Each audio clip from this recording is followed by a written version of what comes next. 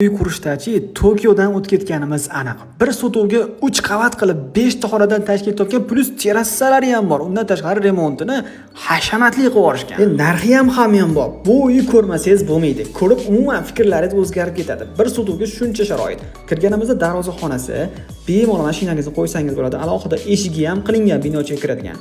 Bu yerga o'tganimizda o'rtoqlar oshxonamiz studiya formatda, Atachentodan chiroyli dizayn qilingan, televizorlar, oshxona mebel texnikalari, hamma narsasi bor. Hech kim yashamagan sharoitlari bomba. Xuddi siz orzu qilgandek xonadon. Alohida zapas eshigimiz bor. Koridordan chapga kirganimizda yana bitta katta mehmonxonani ko'rishingiz mumkin. Lyustralarni qaranglar. Ko'chaga qaragan oynalar qilingan ekan. Bu yoqda zinandagidan unumli foydalangan holatda umumiy sanuzellarimiz ham bor. Endi ikkinchi, uchinchi qavatga chiqishga tayyormisizlar, o'rtoqlar? Ustalarning qo'li dard ko'rmasin. Haqiqatda qoyilmaqom san'at asari qilishgan. Ikkinchi qavatda mana birinchi xonamiz, bolalar xonasi qilib bersak bo'ladi. Bu yerda ikkinchi xonamiz ko'rinishi, o'rtoqlar.